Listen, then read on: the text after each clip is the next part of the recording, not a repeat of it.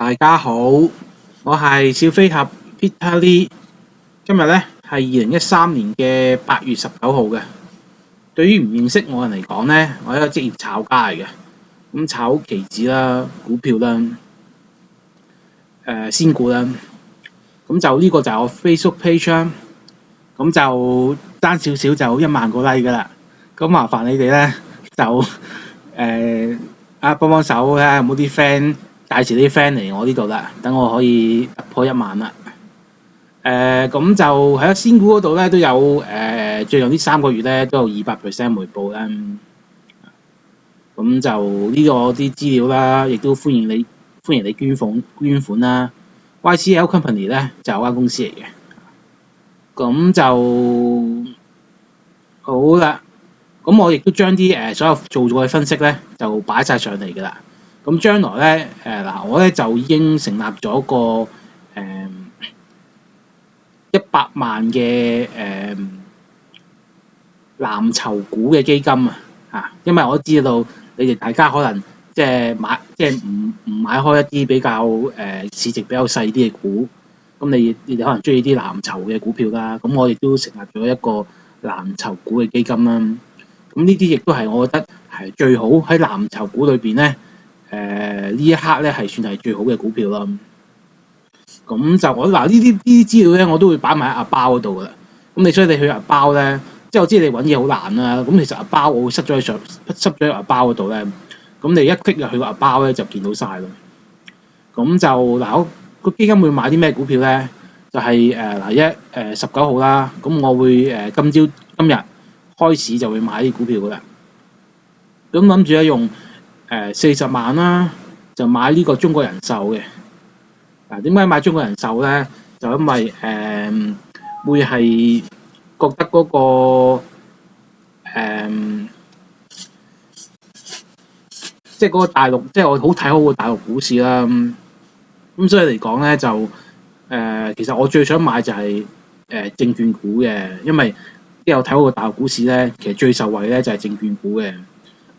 咁不過藍籌股就冇證券股啦，咁所以我就買中國人壽咯。咁中國人壽都係佢都同中國個股市好有關係嘅，因為佢啲即係保險公司咧，咁亦都係好多佢哋將佢啲保費咧，都好多時都係其實好多錢咧，保費得翻嚟嗰啲錢咧，都係愛嚟再投資，咁亦都要將好大部分嘅咧係擺喺股市裏邊嘅。或者股市相關嘅一啲嘅工具咯。咁另外，始終嗰個中國嗰個買保險嘅人數都唔係太多咧。如果你相比起其他國家，譬如日本啊、美國嗰啲咧，中國嗰個滲透率仍然好低咯。咁雖然中國就啲人就唔係咁興買保險，就比較興買樓。咁但係我相信將來你打幾年後咧，或者10年後咧，亦都會陸續好多人會買保險咯。咁另外咧，仲要用20萬啦，就買呢個銀河娛樂啦。因為咧就呢個首先賭博嚟講咧，就係一個根深蒂固嘅一個文化嚟嘅，即係中國裏邊，即係中國啲人咧係特別中意賭嘅。即係如果你比西方國家咧，咁當然西方國家人都會賭，咁但係中國人係更加即係比人哋更加犀利嘅，更加中意賭。咁所以因為呢個習性咧，就令到呢個賭博呢個行業咧好賺錢嘅。咁亦都係可能最近見到咧，習近平好似即係打擊個貪污咧，就好似好有力咁咧。其實咧係我覺得搞唔掂嘅貪污。咁因為係太耐啦，即係個歷史太耐。即係老實講，你中國成個政府都貪污㗎啦。老實講，即係呢我覺得啦嚇，啲個人意見啦。咁所以我覺得即係改變唔到咯，成個文化嘅。咁就其實咧，你知唔知有好多貪官咧？即係嗰啲貪污嘅錢，其實去賭場嗰啲係好多嘅。我最近咧睇到有間有個消息，就係有個大陸嘅銀行嘅行長啊，或者唔知即係嗰啲好高級嗰啲咧，揸住咧數以10億計嘅錢咧，走咗去呢個澳門賭啊。咁所以咧，真係貪污嘅錢係好多嘅。咁佢好多都係去賭博咯，我覺得。咁呢個一樣啦。咁用20萬買到銀河娛樂啦。20萬咧就買呢個中遠太平洋，咁嚟講都係想即係攞翻個復甦嗰度呢個投資理念咧，就都揾隻股票係喺個復甦嗰度都受惠到啦。咁如果你睇過7月份嗰個吞吐量咧，就已經係上升嘅啦。咁就另外亦都買20萬嘅利豐啦。咁利豐咧就因為最近嗰個業績咧就我覺得係 O K 嘅，其實咁即係我覺得會有個估值咯，因為我覺得呢間公司咧係太過低估咗啊！即係比成個市場咧嗱，講緊10年前唔係講緊1年前2年前咧，當呢間利豐未出市嘅時候，即係未跌股價未跌咁多嘅時候咧，市場咧就俾咗好高嘅日價俾佢，所以佢一路喺度升，一路喺度升。但係而家咧就調翻轉頭咯，咁就啲人就俾個估值咧太低咯，低過頭咯，我覺得。咁啊，利豐就有間德銀啦，就覺得佢個業務就漸現曙光啦。咁呢個就係德銀嘅喺呢個匯港通訊嗰度嘅轉載翻嘅，係14號嘅新聞啦。有啲瑞信啦，瑞信佢覺得咧就覺得曙光再現咯。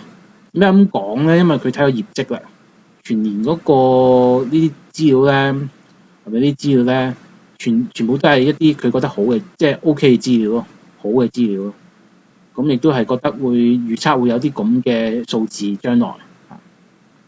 咁就另外所以呢個瑞信嘅資料啦，另外咧就亦都係匯港通訊嘅15號嘅咁啊德銀嘅報告，咁亦都有啲資料啦，佢亦都係睇好嘅。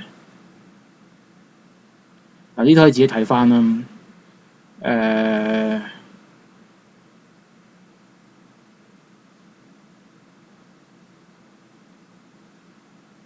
另外咧就嗰個呢啲補充資料講啦，就嗰個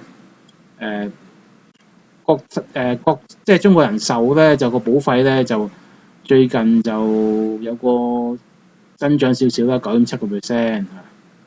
咁呢個就係1月份至7月31號噶啦，都係2013年啦。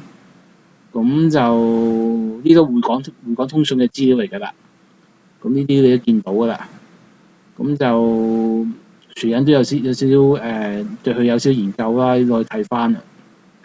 銀河娛樂咧就可以用金沙嗰個業績作為參考咯，咁金沙業績係好靚嘅，咁就股東就純利就增咗113%啊！呢個每股盈利就11.67美仙嘅，咁就唔係。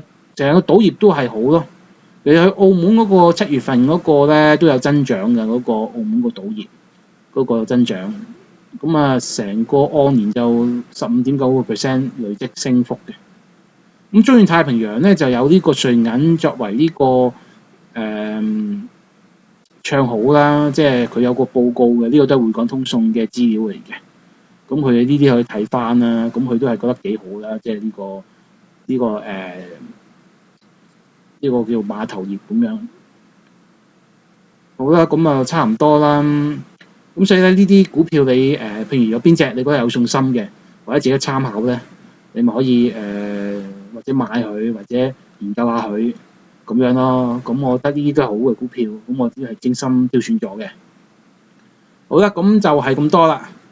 以上嘅都係個人意見啦，股票價格可升可跌，股票市場個波幅可以好大嘅，買賣股票或者衍生工具咧係有風險嘅。highlight 咗嘅係詳盡嘅 disclaimer，你都需要睇睇嘅。多謝大家，拜拜。